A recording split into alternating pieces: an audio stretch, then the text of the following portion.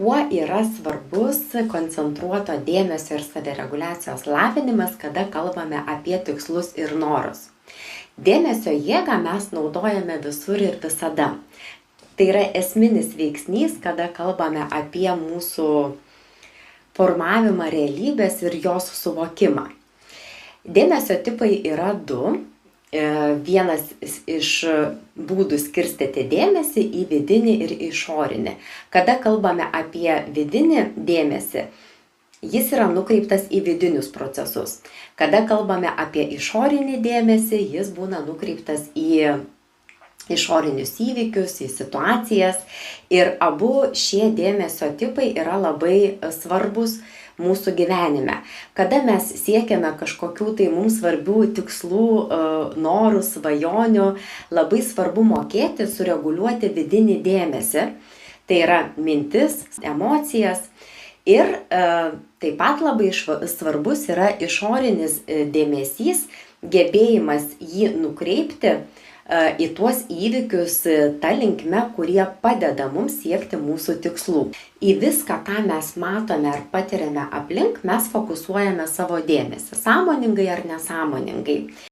Dėmesys tarsi vidinis projektorius, toks prožektorius, apšviečia visą tai, kas mums yra svarbu.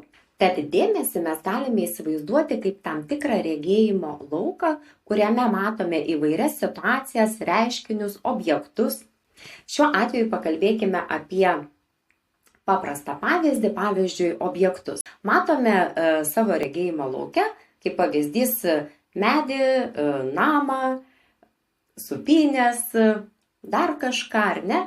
Ir tai, kas mums įdomu, kas patraukia dėmesį, kas mums yra aktualu, mes valingai, sąmoningai ne tik pastebime, bet ir einame link to objekto.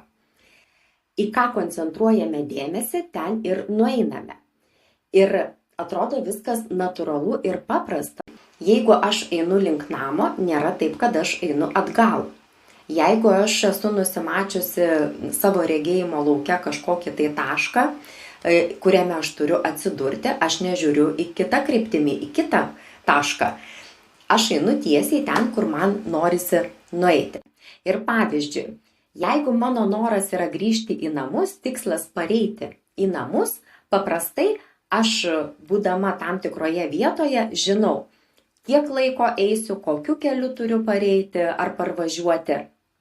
Ir tikrai nėra taip, kad mes esame pasimetę, pasiklydę, nežinome arba einame ir kažkurioj tai vietoj pamirštame, kaip pareiti likusią kelio dalį.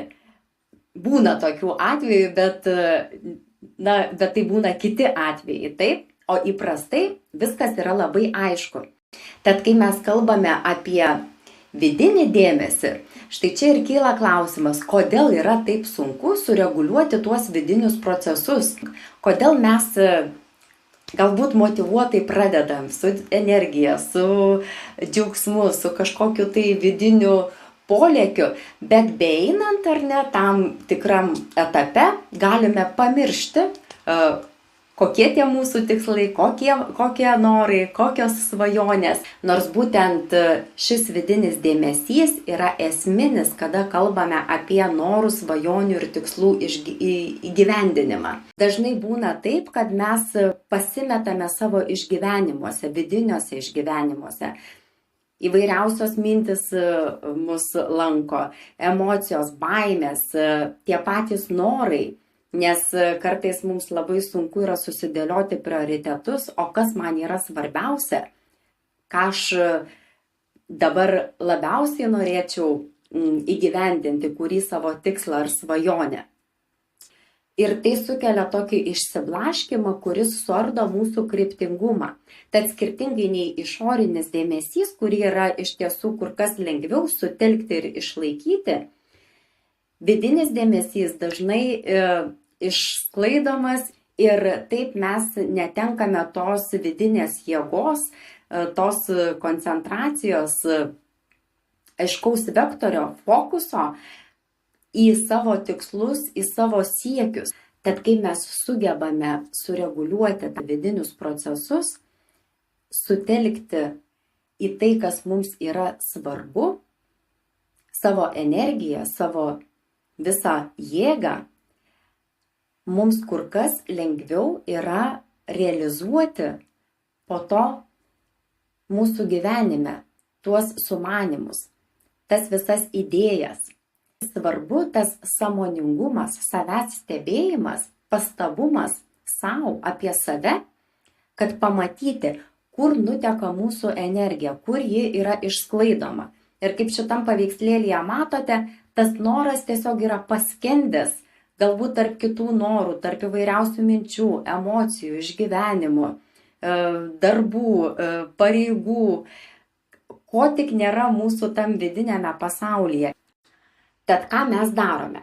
Mes išsitraukiame valingai tą norą iš visų savo pergyvenimų, išgyvenimų, pasistatome jį priešais save, nusitiesiame aiškę liniją, tiesią kryptį ir judame link to savo noro, aiškiai žinodami, kur turime patekti.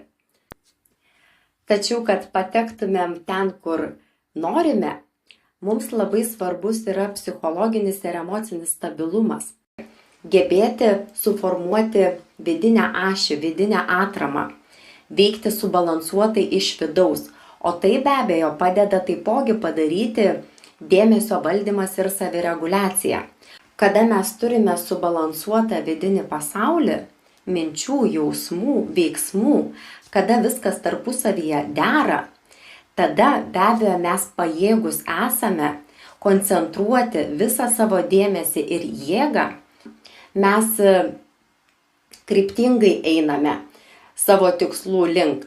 Mūsų niekas neblaško, neišderina, neišveda iš kelio nei mintimis, nei pasisakymais, nei abejonėmis.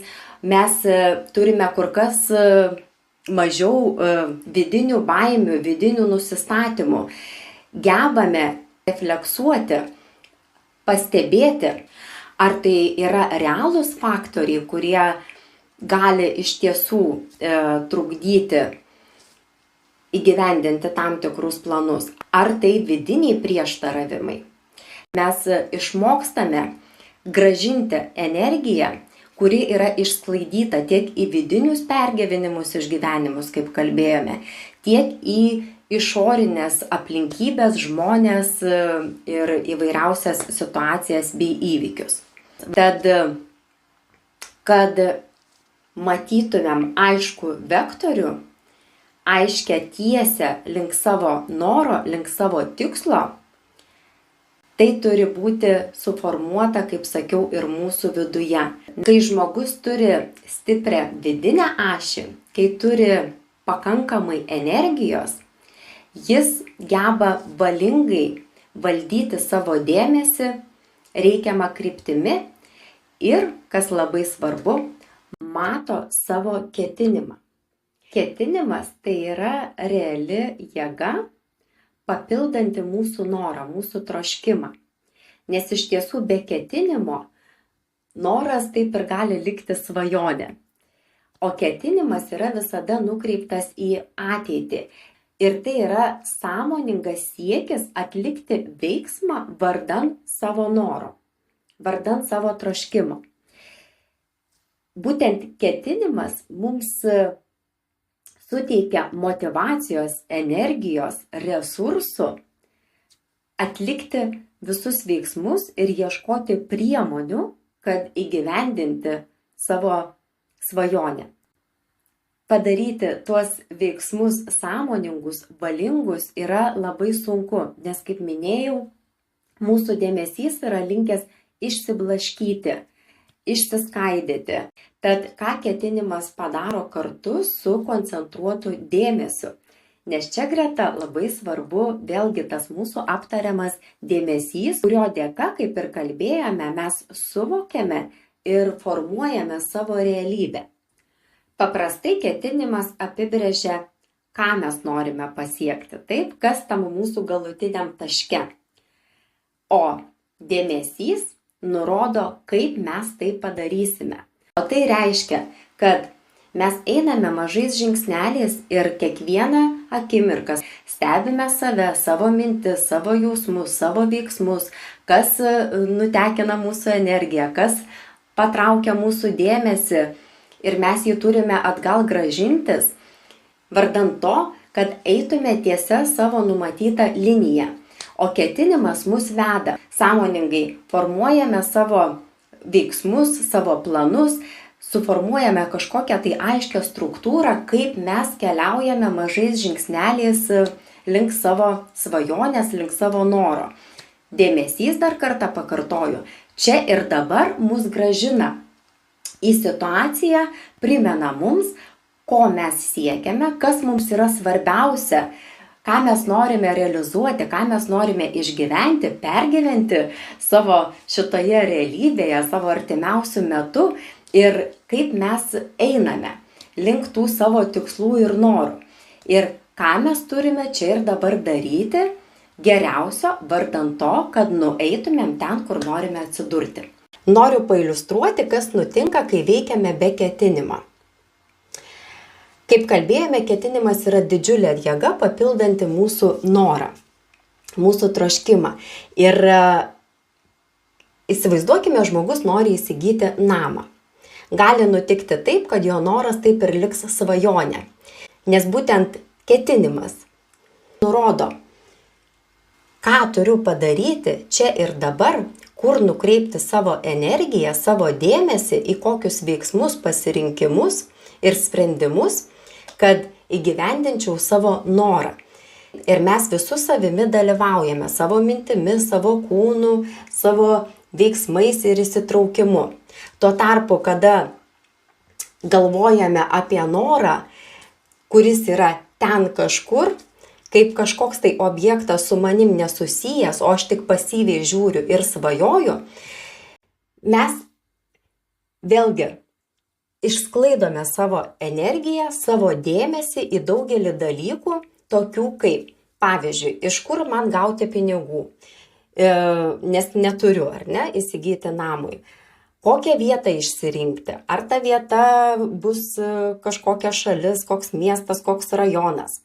Taipogi ten pat mes išnaudojam daug energijos apgalvojimams, apmąstymams, kurie susiję su mūsų baimėmis, įsitikinimais, nuostatomis. Galbūt kažkokius patarimus mums duoda, koks namas geras, koks blogas, kiek turėtų kainuoti. Taip, mus išblaško, išbalansuoja, mes pasimetame. Taip pat mes galbūt ieškome daug būdų, pačių įvairiausių, kaip visgi įgyvendinti tą svajonę. Ar tai turiu parduoti butą, ar tai važiuoti į užsienį papildomai užsidirbti.